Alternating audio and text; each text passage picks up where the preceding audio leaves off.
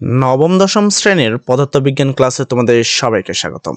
আজকের ক্লাসে আমাদের হ্যান্ডনোট ক্লাস 2 চলছে, চ্যাপ্টার 2 এর, যেখানে আমরা কিন্তু থিওরি ক্লাসগুলো বা বইয়ের যে রিডিং বা থিওরিগুলো ক্লাসগুলো রয়েছে সেগুলো কিন্তু অলরেডি নিয়েছি। তোমরা যদি সেই ক্লাসগুলো দেখে না থাকো তাহলে এই ভিডিও ডেসক্রিপশনে যে লিঙ্ক পেয়ে যাবা, অথবা যেখান থেকে তুমি দেখছো সেটাও একটা প্লেলিস্ট, সেই প্লেলিস্ট থেকেও যদি চাও তুমি অনায়াসে সকল ক্লাস করতে পারবা।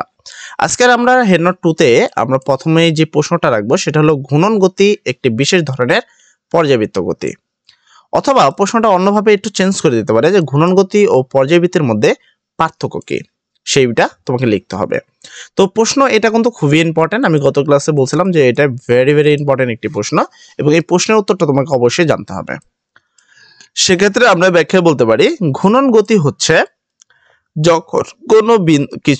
যখন কোনো কিছু একটি নির্দিষ্ট বিন্দুর সমদূরত্বে থেকে ঘুরতে থাকে, আর এটি তখনই সম্ভব যখন বস্তুর গতিপথ একটি বৃত্তাকার গতিপথ হবে। তার মানে ঘূর্ণন গতি তখন সম্ভব যখন এটা কি হবে, বৃত্তাকার পথে হবে এবং নির্দিষ্ট একটা বিন্দু থেকে সমদূরবর্তী বজায় রেখে তোমাকে ঘুরতে থাকবে। কেননা বৃত্তাকার গতিপথই কেন্দ্র থেকে প্রতিটি বিন্দুর দূরত্ব অর্থাৎ ব্যাসার্ধ সমান থাকে। ঘূর্ণন গতির উদাহরণ হিসাবে নিতে পারো বৈদ্যুতিক পাখা গতি, ঘড়ির কাঁটার গতি। ঘড়ির কাঁটার গতিকে আমরা পর্যাবৃত্ত গতিও বলতে পারি, ঠিক আছে? তো কেননা ঘড়ির কাঁটাগুলো নির্দিষ্ট সময় পর পর কিন্তু একটি নির্দিষ্ট বিন্দুকে একইভাবে অতিক্রম করে।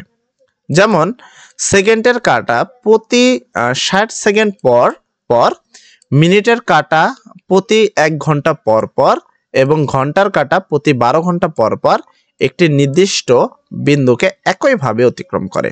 আশা করি তোমরা ঘড়ির কাঁটা দেখেছো এবং সেখানে এই বিষয়টা জানো যে 60 সেকেন্ড হলে সেটা কিন্তু ওই 60 সেকেন্ডকে অতিক্রম করে, আবার যখন 1 মিনিট হয় আবার 60 সেকেন্ডকেই অতিক্রম করে। সেমভাবে ঘন্টার কাঁটারও কিন্তু এইভাবে প্রত্যেক ঘন্টায় অতিক্রম করে। আর যেটা তোমার ঘন্টা আছে সেটা কিন্তু 12 ঘন্টাতে বারবার 12কে অতিক্রম করে, একই দিক থেকে অতিক্রম করে। অর্থাৎ ঘড়ির কাঁটার গতি একই সাথে ঘূর্ণন গতি ও পর্যাবৃত্ত গতি। কিন্তু সূর্যকে ঘিরে হ্যালির ধূমকেতুর কক্ষপথ উপবৃত্তাকার হওয়ায় এটি ঘূর্ণন গতি হতে পারবে না। কে সূর্যের যেই হ্যালির ধূমকেতুর যে গতিটা রয়েছে সেটা কি উপবৃত্তাকার, বৃত্তাকার না। উপবৃত্তাকার হয় এটি কি হতে পারবে না, এটা ঘূর্ণন গতি হতে পারবে না। কিন্তু নির্দিষ্ট সময় পর পর একটি নির্দিষ্ট বিন্দুকে অতিক্রম করায় অবশ্যই পর্যাবৃত্ত গতি হবে। অর্থাৎ ঘূর্ণন গতি একটি বিশেষ ধরনের পর্যাবৃত্ত গতি। শুধু যে ধূমকেতু বা এই যে গতিটা এইটাই যে একমাত্র পর্যাবৃত্ত গতির মধ্যে রয়েছে তাও না। তোমরা দোলনা খেলো, সেই দোলনার গতিও কিন্তু একটা পর্যাবৃত্ত গতি, কিন্তু এই দোলনা কিন্তু কখনোই কি হতে পারে না, ঘূর্ণন গতি হতে পারবে না। এরপরে আসি সরল স্পন্দন গতি। খুবই ইম্পর্টেন্ট প্রশ্ন এটা। সরল স্পন্দন গতি কাকে বলে? সরল স্পন্দন গতি হলো একটি বিশেষ ধরনের পর্যাবৃত্ত গতি যেখানে কোনো বস্তুর ত্বরণ একটি নির্দিষ্ট বিন্দু থেকে এর সরণের সমানুপাতিক এবং সর্বদা ওই বিন্দুর অভিমুখে। এইটা তুমি একটু জানবা যে সরল স্পন্দন গতি কি বা কাকে বলে। এখানে তোমাদের সেই নোটগুলো করা হয়েছে তোমাদের বই থেকে নিয়ে, বা বইয়ে যেই প্রশ্নগুলো দেওয়া ছিল কিন্তু উত্তর দেওয়া ছিল না, সেগুলোকে কিন্তু এখানে নোট করা হয়েছে। তাই এই নোটগুলোকে তোমাকে ভালো করে খেয়াল করে ভালোভাবে পড়তে হবে। সরল স্পন্দন গতিতে নাম্বার 1, বস্তুটি স্থির অবস্থা থেকে শুরুতে গতিশীল হতে থাকে। এটা কোন ক্ষেত্রে? সরল স্পন্দনের গতির ক্ষেত্রে।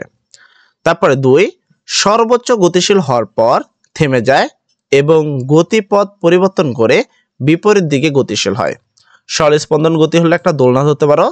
একটা দোলনা যখন ধাক্কা দেওয়া হয় তখন একটা সর্বোচ্চ উচ্চতায় ওঠে, ওঠার পরে সে আবার বিপরীত দিকে যায়, আবার সে সর্বোচ্চ থেকে আসলে আবারও বিপরীত দিকে যায়, যেটা একটা সরল স্পন্দন গতি উদাহরণ। বিপরীত দিকে সর্বোচ্চ গতিশীল হওয়ার পর থেমে আবারও গতিপথ পরিবর্তন করে এবং একইভাবে চলতে থাকে এবং এক পর্যায়ে শুরুর বিন্দুতে থেমে যায় যেখানে তুমি শেষ করেছো। যেমন এখানে দেখো একটা দোলনার গতি দেখাচ্ছে, এটা হলো সর্বোচ্চ আদিবেগ 0 এবং সর্বোচ্চ বেগ হলো তোমার কি সর্বোচ্চ ত্বরণ সেখানে হলো আর বেগ 0। যখন এটাকে তুমি একটা দোলনায় দেওয়া হয় তখন এটা কি একটা সর্বোচ্চ উচ্চতা ওঠে, আবার সেখান থেকে কি হয়, সেখান থেকে আবার ডাউন দিকে যায়। এটা হলো কে সরল স্পন্দন গতির একটি উদাহরণ। আর এই যে মাঝখান যেটা, এটাকে বলা হয় সাম্য অবস্থা। এখানে বেগ হলো সর্বোচ্চ কিন্তু ত্বরণ হলো সর্বনিম্ন। ঠিক আছে। তো এইভাবে তুমি সরল স্পন্দন গতির বিষয়টা বুঝতে পারো। তারপরে যদি খেয়াল করি, দোলনায় দোলন খাওয়া শিশু ঘড়ি পেন্ডুলার হলো সরল স্পন্দন গতির উদাহরণ। এরপর রোশনি কাকে বলে? এই জগতে আমরা যা কিছু পরিমাপ করতে পারি তাকে রোশনি বলা হয়। এরপর স্কেলার রাশি কাকে বলে? স্কেলার রাশি আর ভেক্টর রাশি কিন্তু খুবই ইম্পর্টেন্ট টপিক, এবং গতির অধ্যায় থেকে এই স্কেলার রাশি এবং ভেক্টর রাশি সম্পর্কে তোমাকে ফুল ডিটেইলিং সহ ভালোভাবে জানতে হবে। এই বিষয়গুলোকে একটু মাথায় রেখে কাজ করবা। যে সকল রাশিকে প্রকাশ করার জন্য শুধু মান প্রয়োজন তাদেরকে স্কেলার রাশি বলে, যেমন ভর, সময় ইত্যাদি। ঠিক আছে, এগুলো কি রাশি? এগুলো সব হলো স্কেলার রাশি। এরপর আসে হলো ভেক্টর রাশি। কি রাশি? ভেক্টর রাশি। যে সকল রাশিকে প্রকাশ করার জন্য মান ও দিক উভয়ের প্রয়োজন হয় তাদেরকে ভেক্টর রাশি বলে, যেমন সরণ, বেগ, ত্বরণ ইত্যাদি। এগুলো সবই হলো ভেক্টর রাশি।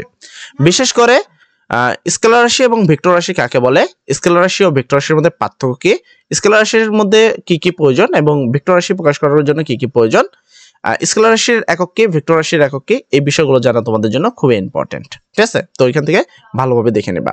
নাম্বার 1, এর উপরে একটা দাগ দেখতে পাচ্ছ যেটা দ্বারা বোঝানো হয় এটি একটি ভেক্টর রাশি।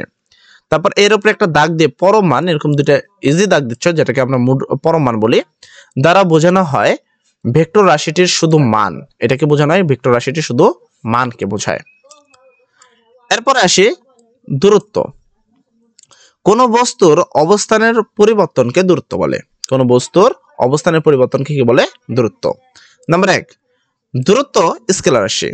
নাম্বার 2, দূরত্ব একক মিটার, দূরত্বের মাত্রা এল। এরপর আসি আমরা সরণ। এরপর আমরা কি করব? এরপর আমরা বলবো সরণ বা সরণ কাকে বলে, সরণ সম্পর্কিত সকল বিষয়গুলো জানবো। কোন বস্তুর অবস্থান ভেক্টরের পরিবর্তন, কোন বস্তুর অবস্থান ভেক্টরের পরিবর্তনকে সরণ বলে, অথবা এটাকে আরেকটু অন্যভাবে বলা যেতে পারে, কোন বস্তুর আদি অবস্থা ও শেষ অবস্থানের মধ্যবর্তী ন্যূনতম সরল রৈখিক দূরত্বকে সরণ বলে। নাম্বার 1, সরণ একটি ভেক্টর রাশি। নাম্বার 2, সরণের একক মিটার। নাম্বার 3, সরণের মাত্রা এল। এই বিষয়গুলো জানা তোমাদের জন্য খুবই ইম্পর্টেন্ট। এরপরে একটি প্রশ্ন রয়েছে, দেখাও যে সরণ লেস দেন ইকুয়াল দূরত্ব, অথবা এভাবে বলা যেতে পারে যে সরণের মান কি দূরত্বের চেয়ে বড় হতে পারে।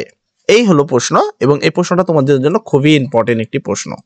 তবে আজকের ক্লাসে আমরা এতটুকু রাখবো, নেক্সট ক্লাসে এই প্রশ্ন থেকে বাকি ক্লাসগুলো ইনশাআল্লাহ স্টার্ট করব। তো আজকের জন্য এতটুকুই। সবাই ভালো থাকো, সবার জন্য দোয়া করি। আসসালামু আলাইকুম।